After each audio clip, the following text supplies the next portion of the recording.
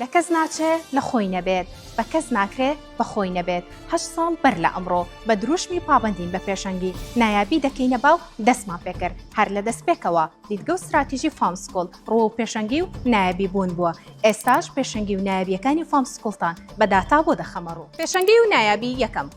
ساڵی خوێندنی 2022 بۆ 2023 هەسەنگاندنی زمانی کوردی لەلایەن وەزارەتی پەروەردەوە بۆ سەرجەم قوتابخانە نەحکومیەکانی کوردستان ئەنجامدرا لەم هەسەنگاندنەدا فامسکۆڵتوانی ئاستی نایاب لەسەر ئاستی کوردستان و پلەی یەکەم لەسەر ئاستی پارێزگای سلێمانی بەدەست بهێنێ وابەستە بە دەستکەوت و ئەنجامەش فامسکۆڵ خاوەنی بەڵگەنامەی ڕێزلێنانی وەزارەتی پەروەردەیە پێشەنگی و نایابی دووەم لە ساڵی خوێندنی 2023 بۆ 2024 لە تاقیکردنەوەی نیشتیمانی پۆلی نۆیەم 36 خوێندکاری فامسکۆڵ بەشداری تاقیکردنەوەیان کرد لەم تاقیکردنەوەیەدا 12 خوێندکار توانیان نمرەی سەرونەوەت بەدەستبێنن هاوکات ڕێژەی 100% خوێندکاران دەرچۆن بەم ئەنجامەش فامسکۆڵ توانی پلەی یەکەم لەسەر ئاستی بەڕێوەبەراتی پەروەردەی ڕاپەڕی بەدەستبێنێ لە بەرامبەر ئەو دەستکەوتە بەرزەش سوپاس و پێزانینی لەلایەن بەڕێوەبەراتی پەروەردەی ڕانیا پێبەخشرا پێشەنگی و نایابی سێم بۆ ئەم ساڵی خوێندن 2024 بۆ 2025 قوتابیانی ئێمە بەشداری تاقیکردنەوەی نیشتیمانیان کرد و دیسان یەکەم بووین 41 خوێندکاری فامسکۆڵ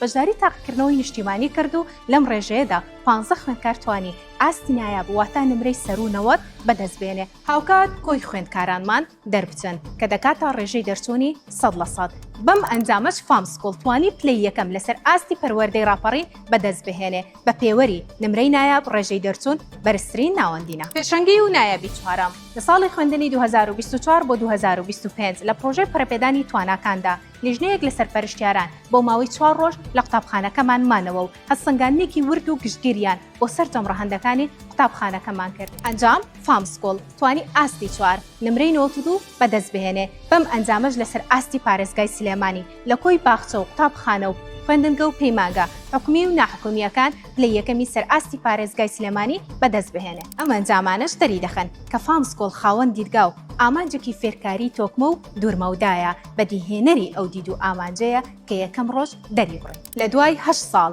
جارێکی دیش دەڵێن پابندین بە پێشەنگی نایابی دەکەینە باو بە پلانی ورد و بەرنامەی ورد بەردەوام دەبین